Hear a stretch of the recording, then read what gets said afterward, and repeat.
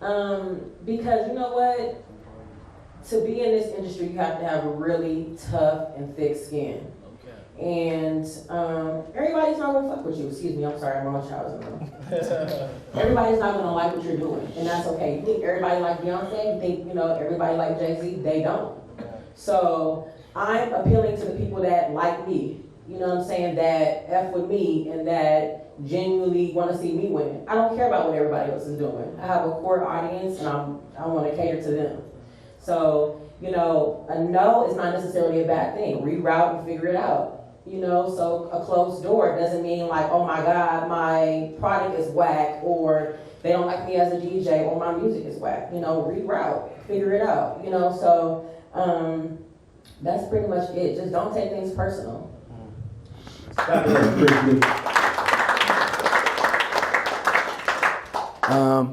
The lesson I learned is just don't stop. You can't stop. Chuck and my brother right here, Junie, have known me for a very, very long time. I've transitioned. Started doing music. Had a crew, had a family. You know what I'm saying? As far as like who I was doing my music with, and just my whole little entertainment run, events, and that stopped. But I didn't stop trying to find myself. And maybe what you like to do may not be what you were called to do. And what I liked to do at the time, what I was good at, what I loved to do, it wasn't what I was supposed to do. And now that I'm walking in my purpose and my calling, which is inspiring others, bringing that positive, good energy, and my newfound love, which is branding, it's allowed me to just elevate who I am as a person now, my brand. And I would just say, don't stop, and even if what you're doing right now isn't working, just look at what comes natural to you, right? It may not be what you think is your gift, but the easiest thing that comes to you is probably your superpower, and that's what you should tap into. Bars. A lesson that I am learning, have learned, and will continue to learn, I'm sure, is that you can't necessarily be married to everything that you come up with as far as ideas or gigs or things of that sort. I've learned that across all of the creative things that I've done. I can't be married to a project, or it's a song that someone might like. I can't be married to it. If we're not going with that song, we're not going with that song. I just feel like once you stay stuck on an idea, you kind of just stay there. And it may sound good at the moment, but that idea might be holding you back from something bigger, So you can write it down and let it be there, and then wake up tomorrow and have a whole nother idea, but you nah, I don't want to do this because this idea ain't popping off. Nah, let the idea be there. Let this idea be here, and whichever one pop off, then go with it. But you still got this idea right here, so it's just one of those just go with the flow kind of vibe, don't just be stuck on one thing because you're gonna stay at that one thing. You feel me? So just be willing to grow with your growth. That sounds crazy, but it made sense in my head. It's a bar. Yeah, for sure. Can you repeat the question again? I just want to make sure everybody. You know what? I forgot. Lesson, what lesson? Okay. What is the greatest lesson that you've learned? Oh, that's heavy. That's heavy. Yeah, that's why I said greatest. Yeah, that's heavy. It's the greatest. I think one I'll do real quick before I even dig deep is touching on Khrissy's point of just catering to your audience. I think that's super important. Shout out Chuck Dizzle, because he said this a long time ago. Chuck Dizzle, y'all.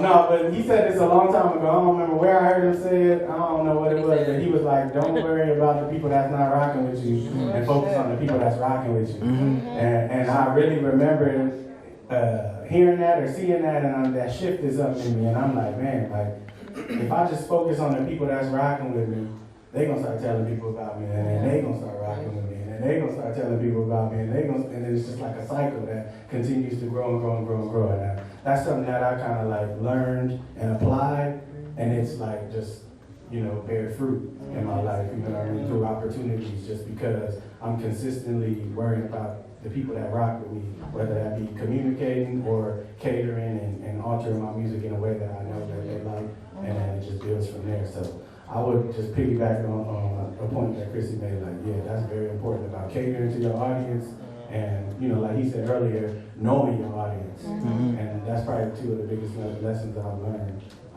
so far on my journey. Beautiful. Clap it up for that.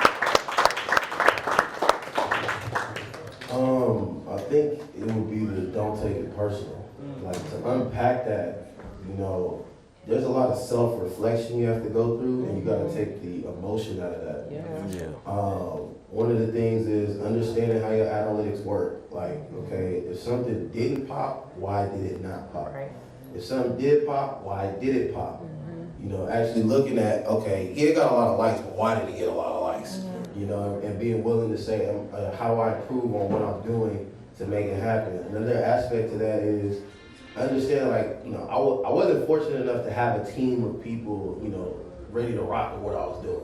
You know what I'm saying? And not disrespect to anybody, but it's like they don't see the vision I have because it's in my head. So, like Nip always said, you gotta have the demonstration speak louder than the conversation. You have to wear all these hats at first, because now when your team comes in, you can actually help train to wear the hat better than you did, and things like that. And it's not that people, hate you or don't rock with you. You really don't know what's going on in anybody's life for that timing not to line up with yours. So when I got out of the niggas ain't liking it because they don't fuck with me, this and that, and then I just looked at it like, damn, maybe I'm just not that funny. How do I get that funny to where you are compelled to want to share this with somebody else? And I don't have to ask you to share. You're just gonna do it and rep me. So that's the goal, is like, okay, how do I take myself to the point where I'm not asking, it's just happening because I'm delivering. That was a bar. So we've all been driven to a point to where we want to call it quits, or we are seriously discouraged. You know what I'm saying? Some days you're on a high, and some days it's just like, shit, what am I doing this for? What stops you from giving up in those moments? Because it's easy to let go. It's not hot, it's not working. But our passion keeps us attached to this. So what keeps you going when you should or feel that you want to call it quits? Remembering my why, like why I started. That just kind of keeps me grounded on the very first, when I was 16, 17 years old, and I used to run home watching 106 in Park, and I used to want to be free in Ananda Lewis and La La. I knew for a fact at 16, 17 years old, I wanted to interview people. I thought it was fly. I'm a hip hop head, so I love, interviewing rappers. I knew I wanted to do that very early on. So I have to always remember my why and why I started. That's what keeps me grounded. And the impact that it has on people. The fact that one person can say, you know what, you're the reason why I want to do this, or you're the reason why, I started this. So, that changes the game for me, because now people are watching and they feel like, I'm inspired by this black woman, she did it, so I can do it. You know what I mean? So that's the reason why. I'm a lot older than a lot of people around me. I have a good maybe 7 to 10 years of age. I'm 38, and a lot of the peers, people that I'm around, 28, 29, 30. So, I really kind of play that big sister role to a lot of them. And, they come for me and they kind of draw for me, because I come from a completely different, generation and genre of everything. I grew up in the 90s. Some of y'all are born in the 90s, and I'm 85. Come on now. So, anyway, what does that mean? Our year ain't even in the mean. Oh, man. 87, 88. I'm damn, 85 didn't make the cut. Wait a minute. Anyway. We gotta clap it up for Khrissy B's jeans, because somebody said, damn, she look good. At least she look young. Drink your water, okay? And get some rest. And mind your business. Mind your business. Anyway, what were you talking about? Okay, I'm done. Bye.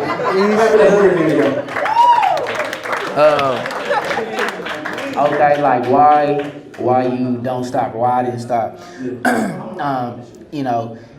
I got I got 3 purposes, right? And before I go into my purposes, everybody's purpose is equally important to them, right? It's their purpose. My first purpose, I would say, like, going from number 3 is, you know, we all know what it's like coming up and, like, you know, people not showing you love. You know what I'm saying? People not saying they fuck with your shit. Like, the artists, any artist that come up in here, like, we from LA, so we know when artists perform, like, a lot of the crowds be like not even feeling it, even if it's a hard ass song. So my thing is to, like, my third purpose, the last purpose, is to give love. You know what I'm saying? Like, it's a lot of talented people in here, and it's a lot of people that don't believe in themselves. And that's what I like to do, is, like, you know, tell people, like, I believe in you, especially if they have a talent. Second thing is, like, my pops still working at an old age. Like, I gotta get to the point where I can retire my pops. I don't want my pops to work until he's dead. You feel me? And then, like, no disrespect to baby girl, but my son, my wife, you know, taught me how to be a man. My daughter taught me how to be a father. My son just taught me how to be a better human being. My son is autistic, and so it's like, you know, it's like I just think about as he gets older, and so, like, just wanting him to be okay and taken care of, and no matter what point he is in his life, whether it's a teenager, whether it's 20, 30, 40 years old. And so it's like, that's my ultimate purpose. And then just looking at that autism as a whole and just bringing awareness for that. So, like, the bigger I get, the more successful I have, bringing more awareness to autism. So those are my purposes.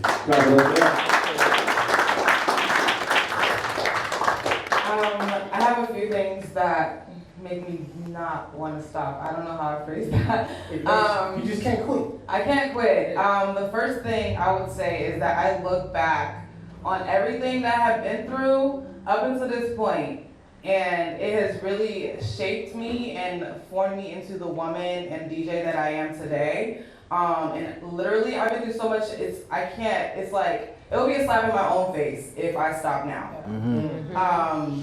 Also, it stopped being about me a long time ago. Yeah. Like Khrissy said, we got young black women, young black girls looking up to us. Like, when I tell you, I feel so good when I have a young woman asking me how to DJ. Even young men, honestly, truly. But it just stopped being about me so long ago. Now, if I stop, it's like, dang, like, what happened? You know, and it's I don't want to be that example of a quitter. You feel me? Like, I want a young woman to look up to me like, dang, she did it. Just like Khrissy said. She did it, I could do it too. And I want that to be applied not to just entertainment, just to any and everything. You want to be a doctor, be that. You want to be a chemical engineer, be that. That's what I started school as. To be honest, I didn't want to be that. But if you want to be that, be that. But I just want to be that person and that inspiration that I didn't have. So that's why I don't stop, period. Right. You did? So I got a couple reasons why I don't stop. One of them is what I touched on earlier, being consistency. You know, I stay consistent, and I'm always working, I'm always doing something. That's part why I don't stop, right? Because there's new pinnacles I'm reaching, or new things I'm doing or creating. Another one is faith, right? Like, I believe in God. Yeah. I believe that, like,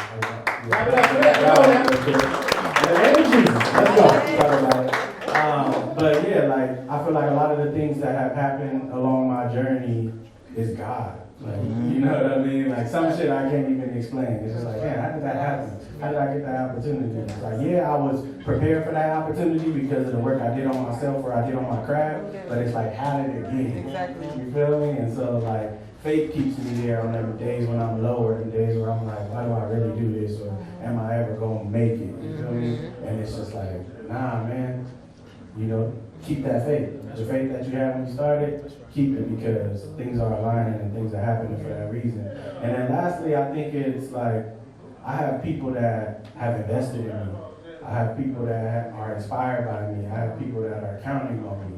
So it's like, if I give up, what happens to the time they invested? Right. What happens to the money they invested? What happens to the information they invested? You know what I'm saying? So I think those things keep me going even when I'm at my lowest points, because it's just like, it ain't really all about me. That's right. Yeah.